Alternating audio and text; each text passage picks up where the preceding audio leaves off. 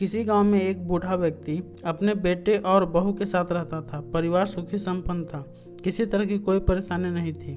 बूढ़ा बाप, जो किसी समय अच्छा खासा नौजवान था, आज बुढ़ापे से हार गया था।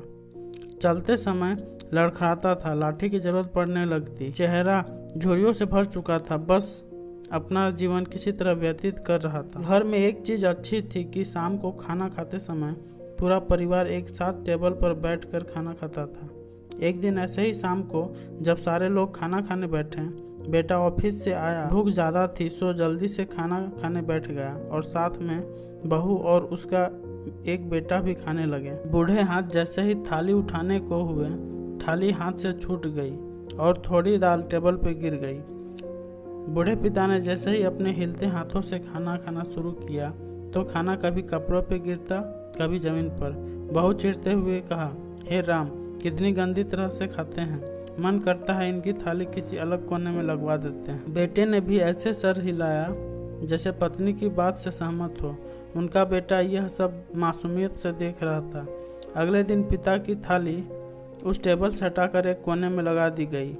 पिता की डबडबाती आंखें सब कुछ देखते हुए भी कुछ बोल नहीं पा रही थी। बूढ़ा पिता रोज की तरह खाना खाने लगा। खाना कभी इधर गिरता, कभी उधर। छोटा बच्चा अपना खाना छोड़कर लगातार अपने दादा की तरफ देख रहा था। माँ ने पूछा, क्या हुआ बेटे, तुम दादाजी की तरफ क्या देख रहे हो और खाना क्यों नहीं खा रहे? बच्चा बड़ी मासूमियत से बोला, माँ, मैं सीख रहा हूँ कि वृद्धों के साथ कैसा व्यवहार करना चाहिए। जब मैं बड़ा हो जाऊँगा और आप लोग बूढ़े हो जाएंगे तो मैं भी आपको इसी तरह कोने में खाना खिलाया करूँगा।